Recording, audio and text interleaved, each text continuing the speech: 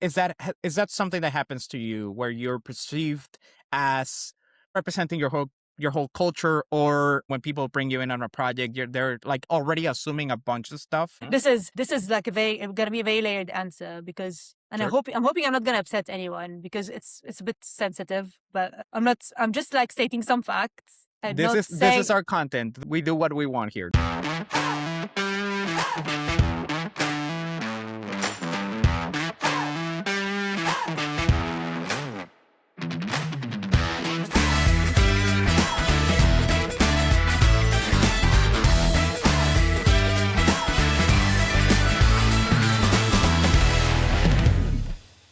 Hello, everybody. Welcome to Offstage. I am joined today by Tina Torbey, who is an old friend, scenic designer, trained as an architect, originally from Beirut, Lebanon, but living in the UK. So we have the immigrant experience also as a commonality. And we're going to talk a little bit about that, the journey into another country. So Tina, how you doing? Thank you for joining us. Yeah, thank you. Thank you for inviting me. Yeah, I feel like it's a privilege. It's a privilege also to have the time to reflect on your experiences, because what I feel is like you just go and do, and then someone asks you a question and you're like, I don't know. And then you go back and you're like, oh my God, yeah, this all makes sense. How long have you been living in the UK? Yeah, in the UK since 2015, so that's 11 years. And then in London, I think around 9 years. You migrated to the UK to study your MA, is that correct? Correct, yeah. I came, initially the plan was, I was working in an architecture firm, fine, just like any other, architects, but I feel it's like just like any other corporate job. And then I thought, oh my God, I love theater. I have a bit of experience on stage as a semi-professional dancer for musical theater in Lebanon. I was like, oh my God, I love this. And I love the backstage more than being on stage. I loved what the stage managers do without knowing that these are stage managers. I love just the whole thing, like how suddenly you have lights, you know? And then I was like, I want to live the dream. I just want to go to Right. just to study there. And then I saw in the programs that there is a realized production by the end of it. And I was like, oh my God, I'm going to even realize the production. And then I'm just going to go back, you know. But so you were gonna try it for once and then leave it and go back to your office and yeah, exactly. keep being an architect. Let me take it back, way back. Yeah. Because I didn't know, you were just telling me before we started recording that you were a dancer, which is not on your resume. How long you were a dancer before you started in theater? Like as a semi-professional, as an actual thing, I would say a couple of years, not more than that. Okay. But of course, you know how it is. You start learning dance when you were kids, and then it just became more and more serious. Sorry, sure. It became more and more serious. So you can cut curious. You can keep it. I don't mind.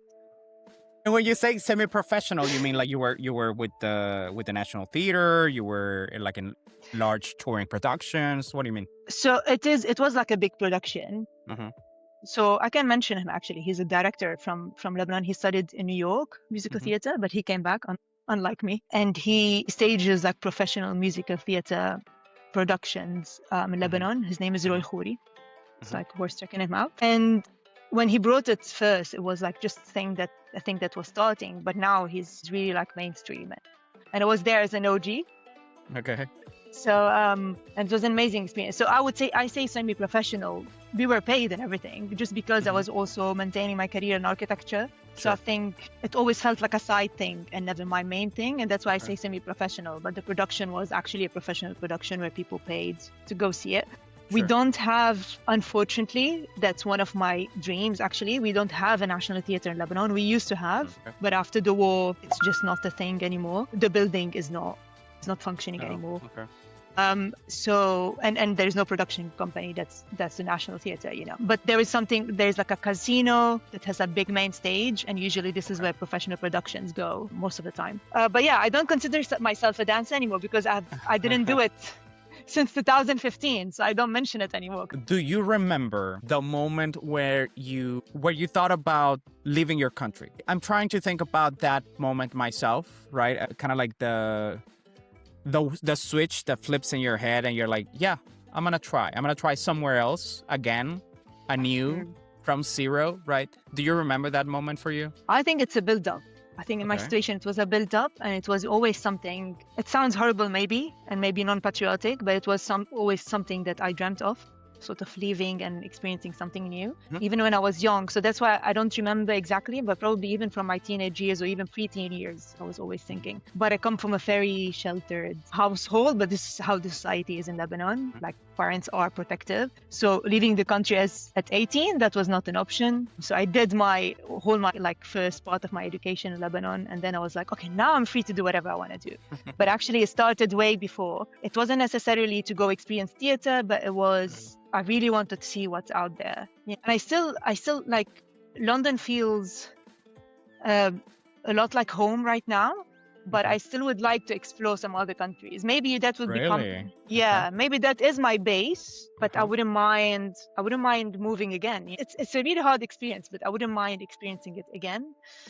Maybe I don't like, that's the thing I was reflecting on not a long time ago. I think I don't like feeling stuck. I just like to feel like I always can go somewhere.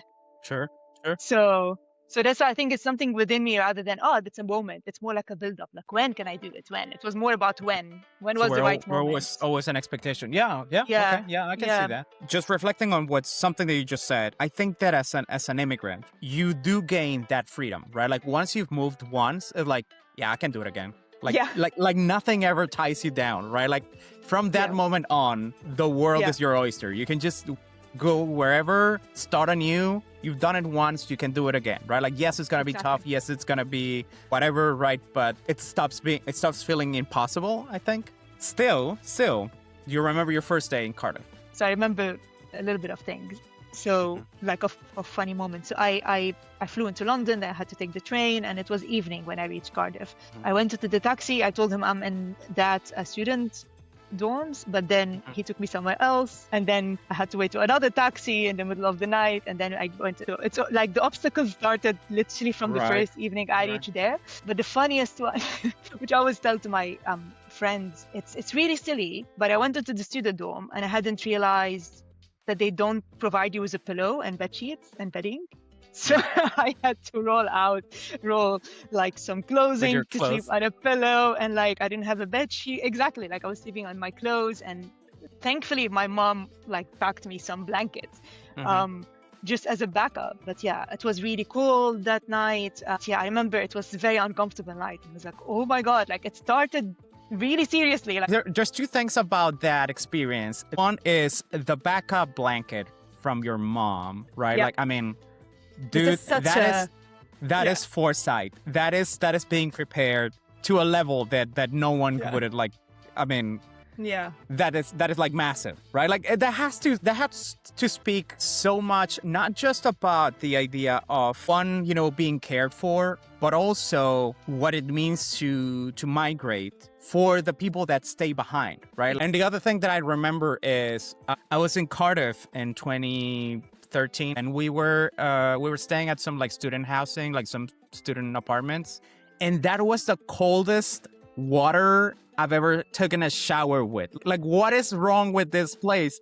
Like, it was actually painful to take a shower, and I was like, what kind of society is this that allows for this temperature of water to be coming out of this faucets? So I can only imagine how cold it was on that first night. I believe that Cardiff is kind of like always kind of cold anyway. It's always kind of rainy. They always joke how rainy it is. So it's always rainy, a lot of wind, but it's beautiful.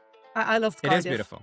Yeah, but to go back about the backup thing, I think this is also being from Lebanon, where you always need backup options. But you always need a plan B, because plan A is always at risk. This instability is something you live in your mind all the time. It's not like, I can see the difference between people who grew up in like a more stability and with me and other immigrants who grew up in like a lot of instability. So I feel like that's why we always have backups. We're always resourceful. We always like, we're always like on it. It's a bit too much sometimes. Sometimes like always be ready. Yeah, we're always too ready almost. Has that feeling ever left you? Have you ever stopped being the overly cautious Lebanese woman? I forced it. So it's not a natural thing. You forced yourself out of that? I force it consciously. Still I always feel like, oh my God, I need plan B. But I go back to like, no, let's force that. Plan A will work out, And it comes weird from me, someone who just flew and just working in theater. But yeah, there's always this like in the back of the mind. That's why like always study. That's why I studied architecture. It's like stable job. Sure. You have like something to fall back onto. But actually, this mindset was very bad for me. We can talk about it a bit, but because I sort of branched out of working as a costume designer for a couple of years, went and got employed as a theater consultant. So it's still like theater centric. But it was a corporate job. It's just because I was too scared. It was working very well for me, but I was too scared. Like, oh my God, like, but what happens if, it doesn't work out 10 years from now? And when what about my plan B? Yeah. And then I forced myself not to have a plan B. I studied engineering. That was my first degree. Yeah. Okay. Computer engineering, because I was afraid that I was going to starve to that if I went into theater, right? So I was like, no, I need to have something. And maybe I'm going to do theater in my spare time. And I do remember very clearly, I started working on some minor shows, like some smaller shows with friends. Like I was a telemarketer. I was a telemarketer for like a month. Yeah.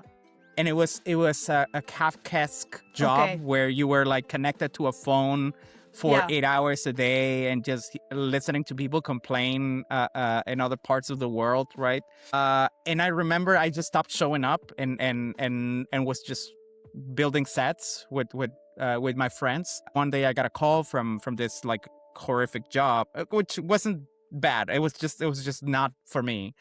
And they were like, dude, are you gonna come to work or what? Right? Like, are you showing up to work or what's the plan? Yeah. And I remember just like looking at all the things that we were just putting together. And I remember I started kind of like crying. I started sobbing on the phone. I was like, nope, I got a better offer. And I was like, this is it. Like, if I starve, I starve, right? Like, this is the thing that I'm going to be doing. No more plan B. I'm just going to go full on into theater. So I very much understand the feeling of always the caution, right? Always the what if it goes wrong? Like, what if it doesn't work out? Like, what do you have to fall back onto? Instability. It's also something that you have to kind of like overcome. I feel as an immigrant, you kind of have to force yourself to be positive, right? To stay positive in a weird way. When something really bad happens on a production, and you're like, I could just go work in architecture, It used to be my reflex. Like, why am I dealing with this? I could have, go in in a nice office with nice people and just work on my laptop. So, and this mindset where I was like, no, let me deal with this situation. This is what I chose to do, And it's hard. It was hard to shift it completely. Tell me about this residency that you earned at the National Theatre. How did that happen? So it was just, it was a normal procedure where you apply for an opportunity. I submitted a portfolio, went to an interview, and got called that you got it. I was like, I couldn't believe. It was me and another designer called Jemima, and she's still my friend. She's amazing. And I was like, I can't believe it, But then I was on a student visa. So that's where immigration comes. And I was like, and then I was my now husband, and I was telling him, but do they know? Will they be able to provide me visa? Because in the UK, it's very complicated. Like, they have to have the ability to sponsor and your salary has to be a certain salary and stuff. And then I went the first day. I remember it was like in March. I went on the first day. We had the introduction with the head of production management there, and it was all positive and nice. I said, guys, my visa will expire in like 3-4 months. Yeah. And they were like, oh, no, we weren't aware of that. And then they were like, so can you actually stop? So I sort of like got the opportunity and then lost it for like maybe 2 weeks for them to discuss. Because why would we give it to her? It's a year thing, and it's, but then they were really, really optimistic and positive. They said, even if it's only for 4 months, it's an opportunity that you deserved and you need to. But then like things happened, and I sort of managed to get a visa like that allowed me to work in the UK and all of that. And and I'm very grateful still to them not taking away this opportunity from me. Yeah. But it was really scary, It was really like, I got it, but actually no. But actually, just because of some bureaucratic. So you realize that, my passport is suddenly important, And then I feel like my family were never like, oh my, wow. I wouldn't say like I want them to be proud, but they were always a bit comprehensive. Like, they were always a bit like, but how much will you earn? It's like, I don't care. I'm at the National Theatre. And for them, you need a job that pays you well. It's like with your skills, you should be earning more, and which is good. It's good things to think about. Like at one point, after some years of experience, but it's that plan B mentality. Yeah. Right. Like because they thought I was going for a year just to experience it, and then I will go back to Lebanon and stuff. And then for them also that separation is very hard. I remember when I got the corporate job, where I thought, that's it. Now they're gonna be happy. They're like, so you're never coming back? I was like, oh my God. So now nothing will work for you, So that's why I was like, okay, listen, I'm going to do whatever I want. I'm going to stick to set and costume design. And I still get comments. Like my father not long time ago asked me, do you have a future in this? I'm like, what future? I am in the future. Like this is it. This is it. This is the thing. What? Okay. So they still think like something else is coming. Yeah. It's a phase. Yeah. My parents just came to the United States for the first time in their lives. Yeah. Maybe like 2 weeks ago. And we were just chatting about that. And in 25 years of my career, almost 30 years of my career, they had never been to a single one of my shows. Oh my right? God. They had never been to one of my shows. They never knew where I worked, right? And so I took them through a tour of the university, right? I showed them the theaters and I showed them my office. And my mom was like, your office is kind of small, isn't it? I'm like, what? Like, what? Like, what do you mean? And she was like, wouldn't you be like interested in doing film? And I'm like, yeah, maybe. But I mean, like, I've been doing this for 30 years. Like, are you asking now? I don't know. Yeah. And at the same time, I understand the kind of that the apprehension, right? That they must feel staying on the wings.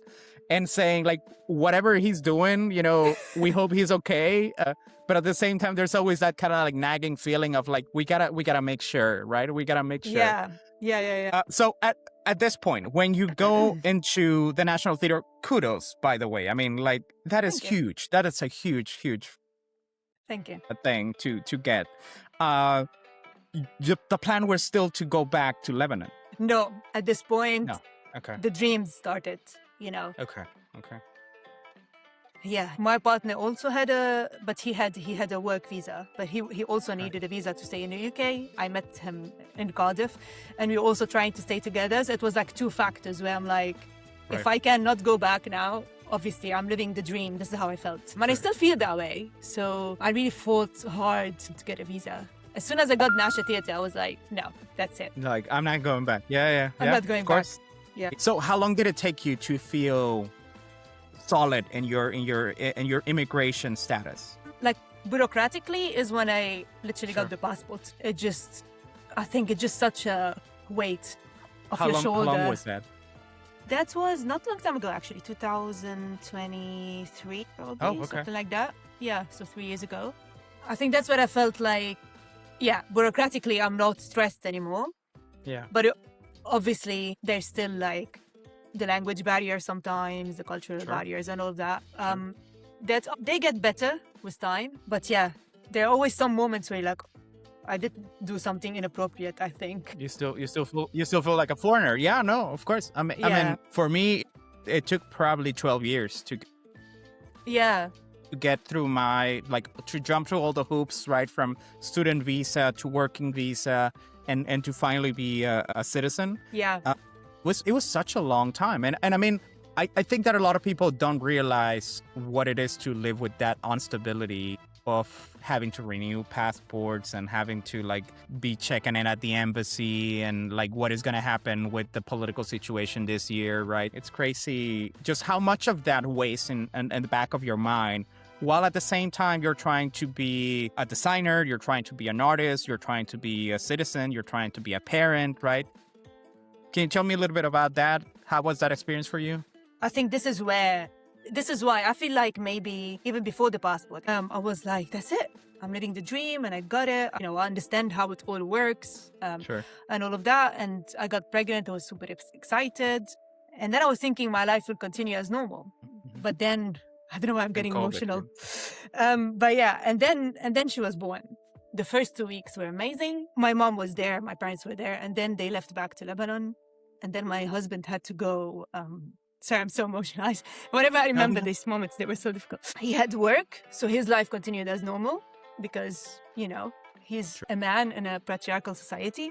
unfortunately still sort of patriarchal. And I was alone with the baby. And it is so hard. Like, no one would understand how hard it is. I didn't eat for like 2 days because I didn't have time. I couldn't shower for like a week. She's crying a lot. I'm just feeding, changing nappies, feeding, the mental stimulation is like zero, and like the physical overstimulation, it's like strain, yeah.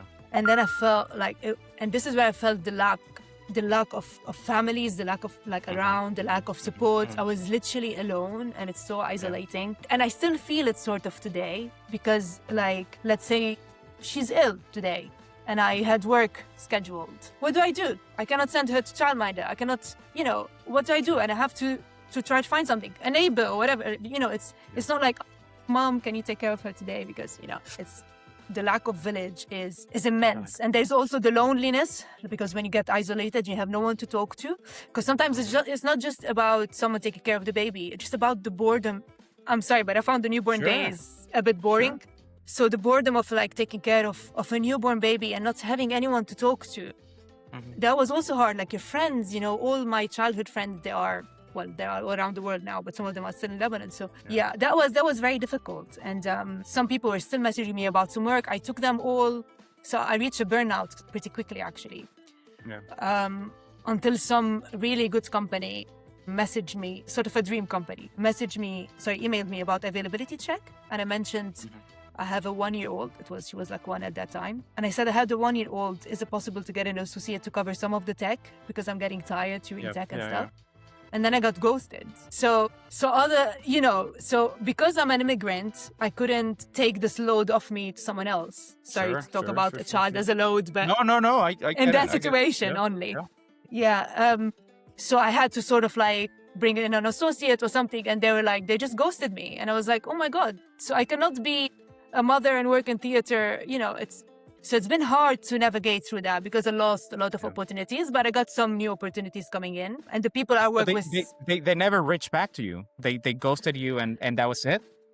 And then I waited like 3 months, and I was like, so this is my Lebanese one. This is my Lebanese spirit that's very confrontational. And I was like, politely, obviously, but it's sort of like, so I feel like, guys, you didn't reply to me as soon as I mentioned a baby. That's not okay. Like, if I was a man and had a baby, you would have supported me. But just because I'm a woman, and just mentioned her, and I said I would, if that's a problem, I would go. But as soon as you knew I was a mother, you literally didn't. And then they replied to me like, no, it has nothing to do with it and stuff. But I'm sure it did. So that's really difficult, because I feel like I never got over this one, because I feel like, I wish I didn't mention it. But also it shouldn't, like, in principle, it shouldn't have to hide it. Right. Exactly. Right. Yeah. But it seems like you have to. Yeah. And I read a book about mothers in art, something like this, women artists, like how to work. And a lot of them mentioned they had to hide it. Like the first time they didn't hide it, and the second time they made sure to hide it. It's a problem, but it is what it is, because as soon as you're pregnant, even when I was pregnant, so people were like, then you're going to send someone else to travel. I was like, I can travel until I'm like 6 months pregnant. I was like, sure. So just they limit your opportunities and they demote you just because you're mom. And actually you should be promoted because of that, because, it's like the hardest thing you will ever do. If you can be a mom, you can be anything, literally. So it was very hard, especially the first newborn months, because I was very much alone. So I couldn't enjoy cuddling with my baby. It was literally just hard work, really. But now I feel like it's inspiring, it's grounding, because I've always been like such a dreamer, and like just dreaming. And I think it's nice to have someone to like ground you and make you enjoy. And the problem with artists, we don't go to the office 9 to 5, right? It's like we don't have a schedule, and sometimes the preparation doesn't make you money. So also you feel like, why would I send her to nursery if I'm only preparing for something that might not make me So all of this you have to sort of overcome and be like, but preparation is important. Of course she has to go, because this will lead me to making, money or whatever. A woman artist is a very particular mother artist. Yeah, it's a very particular type of experience you go through.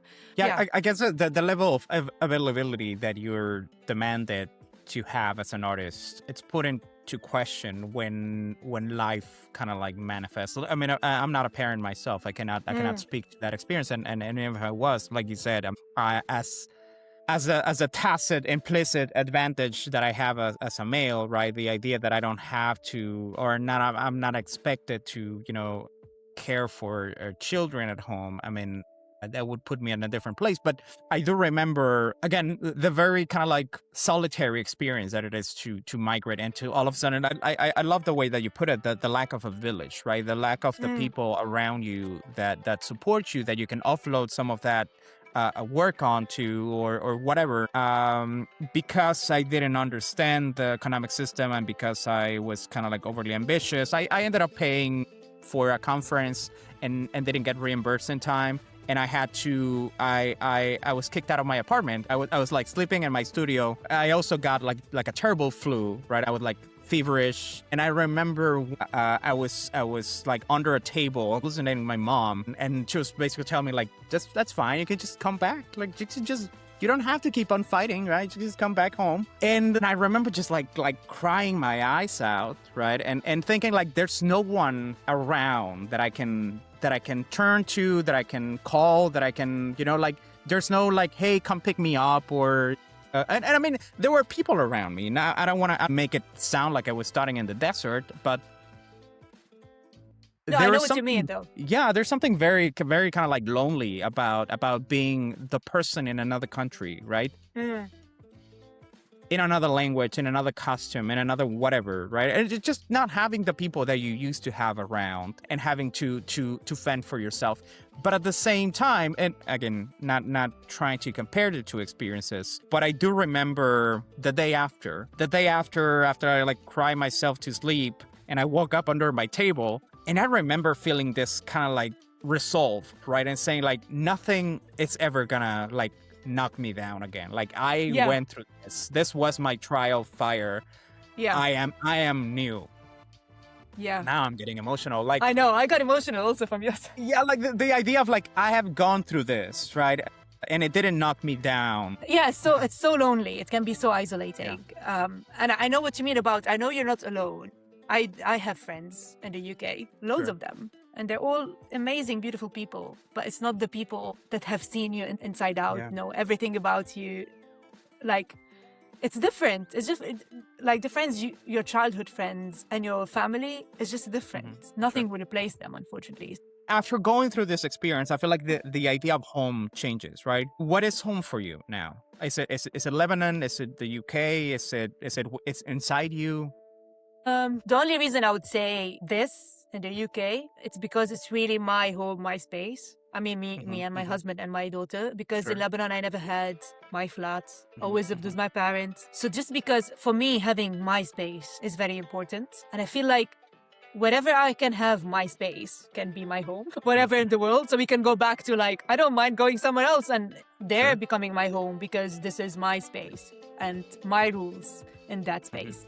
But also, I think the Mediterranean Sea, I think it's not only from Lebanon. Wherever I am in the Mediterranean Sea, I feel like, I think there's something between me and the Mediterranean Sea specifically. It could be like my very far ancestors or something, but it's like, this is it. Did that ever happen to you in theater? Like when you started working in theater, did you find like there were like unspoken rules that you were kind of like transgressing? Yeah, I mean, if I understood what you're saying, it's literally just a behavioral thing, I feel. Like, I just behave a bit differently when there is a conflict. I'm more, as I said, we're always ready, Like, let's tackle it and let's talk about it. And then people are trying to take their time into solving the problem. I'm like, why?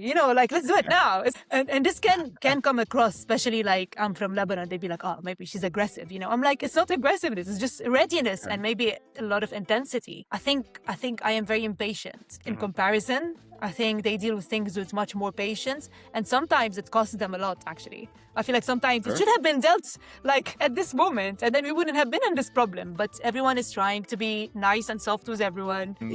Work around the edges. But I understand because I feel like sometimes some relationships have been broken because of how I'm outspoken and direct. And trying to tone myself down, but it's hard. It's hard because it's it's like, am I changing myself or my behavior? You start entering this sort of. You question yourself, like, is this really me? Am I playing for the space that I'm in? I hear you. I totally hear you. I remember very vividly, like one of my first productions, the way that I was trained in theater in Mexico was very messy, right? Like everybody got to like bring things to the table and collaborate and think of like, oh, how about this and how about this other thing, right? And I remember I was in my first production meeting, and we were talking about the production, right? We were talking about the script that we were doing back then. And the sound designer was talking about kind of like their inspiration. And I was like, oh, you know what? I know this piece that to me speaks very clearly about the play. I think you should check it out, man. I was so excited. And I just remember them being taken aback and being like, dude, stay in your lane, design the set, let me do the sound. And I was like, whoa, like I shouldn't be doing this. Like, this is the way that I've done it for years, right? For 10 years that I had a career in Mexico. I shouldn't do this anymore. Like that was something that I learned very early, thankfully. And also, I don't know that it's necessarily working better that way, right? But it's the way it's done here. Yeah, it's not like there's one better than the other, but the problem is how it's perceived, because we're coming from a place of generosity of like, oh, did you check this out? You know, and they're like, not interested. Like, I'm expert in this. I'm not, like, just stay in your thing. And I'm like, I didn't mean to say I know better. I just meant that, you know, it's just like how it's perceived is the problem. Which is kind of sad, isn't it? There's something that is lost there. I mean, you gotta admit that there's something that is very kind of like warm and complex and rich about the mess and I mean, I know it's not the way that we do it here, but yelling at people in rehearsal or like yelling at a director and then going out and getting a beer, right? Like, it's not a thing that I've ever experienced here, but in Mexico, it's like that was the way that you worked. I don't know that it's better or worse, but it was just more transparent.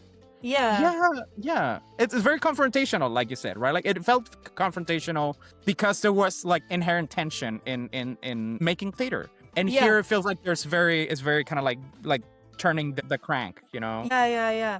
And it's a skill sort of like I'm still learning, and I honestly admire like the patience and the way that, I don't know, like people can literally dislike each other to the max and still be able to work very professionally with each other without never confronting each other. It's like, I want to do that. I want to be able to do that. And I feel like I'm getting better at that, but still, like, as you said about yelling. So there was one actually experience here in the UK. So he came in and he started yelling. He started like, my projector should be here, my projector. And he wasn't even talking to me. He started attacking other like lighting designer and sound designer stuff. Yeah. And I was like, you don't talk to people like, they didn't even say anything. I was like, you don't talk to people like this. You just arrive and you're like yelling at people. And I got like so emotional. I started like yelling back at him. And then I was like, why did I? And then everyone looked at me like I'm the weird one, you know, like why are you engaging in this, you know? And I was like protecting. It's not even no one asked me to do it. You know, it's just. It's just such a weird cultural thing, I think, where you just want to, when someone is confronting, you want to like confront back and be like, let's settle it. Right. And then since then, we have like a good working relationship. Yeah, the guy's fine. You know, like we just had a moment and it's fine. You know, I don't know. People are so scared to argue. But yeah, it's just, people are like, we're going to do another project with him. Is that okay? I'm like, people, this happened. I don't care. I like the guy, you know. We just yell at each other once. That's it. Literally once. Yeah. So, it's perceived differently. And that's the problem. Because you have to over-explain yourself. And this is where it's so tiring. You were talking about this kind of like perception of like, oh, maybe she's aggressive, right? Because she's Lebanese. Do you ever feel like that is that something that happens to you where you're perceived as you're representing your whole culture, or your culture kind of like is your calling card, and when people bring you in on a project, they're like already assuming a bunch of stuff? Yeah, so there is two things. This is like gonna be a very layered answer, because I'm hoping I'm not gonna upset anyone, because it's a bit sensitive, but I'm just like stating some facts. And this is our content. We do what we want here. Don't worry about it.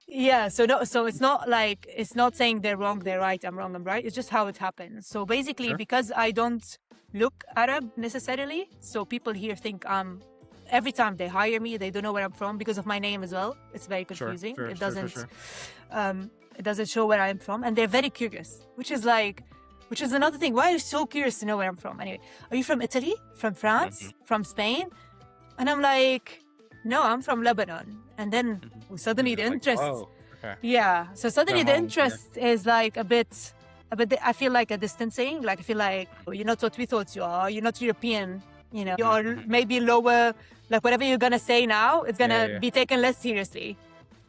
So there is that part of not. I don't think I've ever been. I mean, maybe deep inside they say I'm aggressive when I confront, but I don't think I've ever been labeled as aggressive or anything like that. But sometimes, not everyone, obviously, I'm not talking about everyone. Some experiences where like when they know where I'm from, they're like, then maybe not that interesting. And there are other experiences where because I'm an Arab, but I also grew up and was raised as a Christian. So when I'm around Arabs, sometimes, not Lebanese though. If you're Lebanese, and we're, not Lebanese. They sort of consider you not one of them as well. So I feel like I don't fit in anywhere. And it's like it's a good thing and a bad thing at the same time, because I will never be boxed in one type of productions. You can never be exactly what they want to see, right? Yeah, right, yeah. Right. Because I don't fit in the box they want me to fit in. So I'm not interesting to them if I'm not Muslim. I don't know who them are, but yeah. But also amongst the Arabs, I feel like sometimes.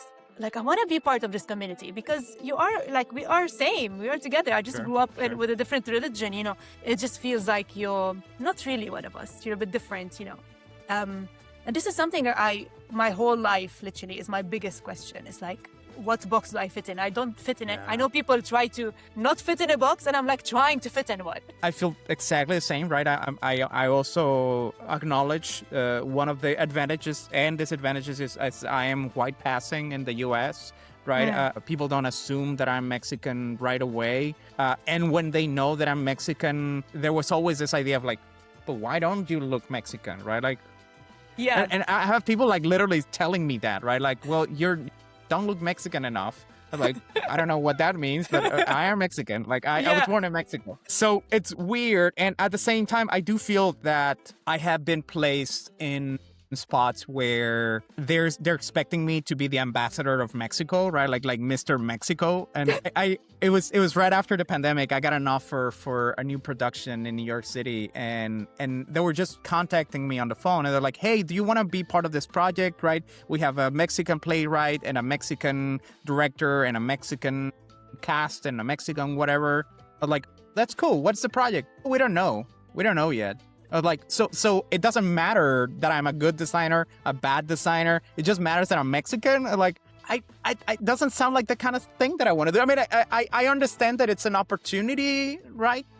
And at the same time, I'm like, I'd rather just be a good designer.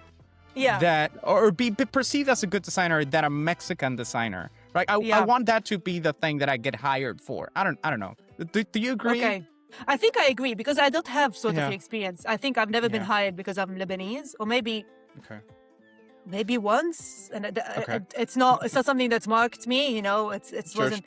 But I feel like now I embraced it, and I'm like, I embrace that I don't fit in a box. I am this and this and this and this, not this but this and this and this. It just, I am who I am, and then I enjoy working, in productions where people don't care where I'm from.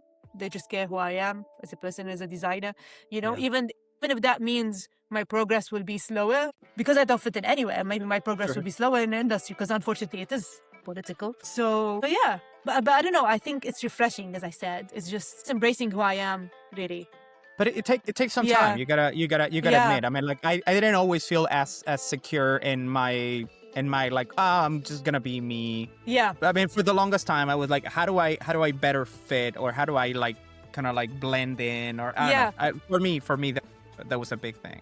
No, 100%. This is what I said. This is my big questions. Like, why do I not ever fit in? And now I'm trying, and I'm saying now, literally very recently, I'm trying to be embracing that I don't fit in, and that's okay because I never thought about it before moving here anyway. Because no one, like if you're in Lebanon, it's getting darker by the way, you can see. It's like, in Lebanon, you're surrounded mostly by Lebanese people. No one asks you where you're from. No one questions. You don't talk about your identity. You don't. Just assumed, right. You don't even think about it. And then here, when I moved here, you just overthink it. You're like, who am I? Am I Arab? Am I not really an Arab? I Google things like, am I an Arab? Am I white? Am I not white? Am I this? Am I not that? And then I'm like, why am I even thinking about these things? Why do they matter? And do they matter is the question, So it's more, I'm coming more with questions rather than answers, but it's typical me basically. But it's like, I'm trying to embrace that this is who I am and trying to block out this whole identity thing, because I don't know how important is that, And not long time ago, one friend, actually, this is a book by Amin Malouf. He's also a Lebanese who moved to France. And he's part now of the French Academy. He's the uncle of Ibrahim Malouf. I don't know if you know him. So he's a writer, amazing writer, and he wrote about this. The French is called identité. I think in English is criminal identities or something like that. Amin Malouf. And he talks about that. Like, people ask him, are you more Lebanese or French? And he's like, there's no percentage to these kind of things. I cannot tell you like I'm 50-50. In my generosity, I'm 90% Lebanese, and like my behavior today, maybe I am 70% French. He's like, and he says and he's like, we are complex people. Like we're not just one layer, there's many layers, many things that make us who we are. And I think this is what it is with identity. Like, I'm not 100% this, I'm not 100% that. And everyone is like this, like even people who are put into boxes, they also have their differences, and they're like, they have their so now I feel more, I feel empathy towards the people who are put in a box. Imagine how we go back to, I don't like feeling stuck, right? So I feel like this would be really claustrophobic for me. I wouldn't like it. Even if it hinders my career progress, I prefer to be me and not to be put in a box. So sorry, maybe very complex answer. No, that was actually that actually warmed my heart, and I think it's a great spot to end on. So thank you so much. Before I let you go, and before we go into our closing, we were just talking about how we met. Like, we've known each other for a long time. I thought it was longer. I just feel like I've known you since forever. But I just love. It's one of the things that I also love about theater and about the things that we do, because you're a Lebanese immigrant living in the UK. I'm a Mexican immigrant living in the US, and we met in Taipei of all places, right? I know. We're ready for World Stage Design, where you got the silver medal. And you gold. Congratulations. And I mean, I don't know. It's such a fascinating thing, because I feel like this is also a field where kind of like the outliers meet, right? Like it's such a fertile ground for the misfit, right? For the people that don't fit in boxes, to kind of like come to the theater and just play in this complex space. But speaking of complex spaces, you do so many things. You were a dancer, right? You were a performer. You were an architect, but you are also a musician. Can you tell me a little bit about your experience of the Video Game Orchestra? So I joined them because I was studying percussions in Lebanon, and I wanted to join some orchestra in the UK, and I joined them when they started in 2019. And they are one of the loveliest people you could ever meet. I would say they are misfits that fit in this orchestra. Sure. because we work in theater, and no matter how much you're passionate and you love it, it's still a source of stress in some places, because you want to do well and you want to deliver, and because also it's theater and working in theater and how the industry is. I think this is my outlet where I just enjoy purely. And I love music. I think music is the top in the arts. Sorry to all of the other arts. Ouch. I think, ouch, I know, but I think music is really, I mean, in terms of an art form, not in terms of artists. The artists and the performers and... I don't know if that makes it any better, but okay, go on. As an art form, it is, because it is, I like to talk about it because I'm very passionate about music. I love music. I think it's the most abstract form of art where you're not bounded by a lot of limits, right? The only limits you've got is which instruments, and also there are not much limits. There are actually a lot of textures within the instruments you can use to compose. There is a lot of range of notes you can hit. There is, there is a human voice. There's so many things you can use. Different sounds you can use to express something that I think no other art can do it as effectively. And that's why I think. And it's also only perceived through the ears, sort of. And that makes it way more, I think, much a deeper experience to it's how I receive it. It's very subjective probably. But No, I got it. So when I perform it, I actually feel it, it's just so amazing. It's just, it saved me from so many depressions and mental health stuff. Like whenever I'm stressed, I'm having a bad day, if I go to the orchestra, I'm me again. It's even saved me from a postpartum depression, because you know how difficult it was. The newborn phase, I thought I will never be happy again. And then I went to I got emotional again. Yeah. One orchestra rehearsal. It was the sectionals, only the percussions, which the all beautiful instruments, was the bells and the timpani and everything. And it was, oh my God, I felt like myself again. I felt like this is life, you know? So I just love it. And they're amazing. And it's a very good stand-up. We played in the Cadogan Hall in April, so not time ago. So I live like really unreal experiences with them. And I just love them as people. They're just amazing. So, yeah. Well, I'm hoping that we can leave the link to their webpage in the description of this episode, just so people can check them out, check their videos and check their whatever resources they have. Tina, thank you so much for taking the time to be with me. Before we wrap it up, do you have anything that you'd like to plug? Yeah, so I'm designing a show called Blaze FM. It's going on a UK tour. It opened in Edinburgh Fringe last year, and it's now going to go on a UK tour starting in September. Yeah, starting in Lowry Theatre in Salford in September 17. And then it's going to go on a whole UK tour for months after that. And many months after that. And I think I would like to give a shout out to the Big House Theatre, who produces these shows, because they established that production company where they help people out of care becoming professional actors and making these professional productions. And it's really changes lives. A lot of these actors go on Netflix or National Theatre and or have like amazing professional careers in acting. And it's really like life-changing. And the show itself is super fun, but also super emotional, and also has amazing music in it. And it's grime music, but it's really good. But it's also like talks about really, really serious issues and race issues, and it's like a serious show, but I don't know how to say, like, it's presented in a accessible way, so it doesn't feel serious even though it is really serious. So I highly recommend it. Yeah. Cool. Thank you. Yeah. Tina, once again, thank you so much for joining us. Thank you everybody at home for joining us as well. We'll see you on the next Offstage. Yeah. Bye. Bye.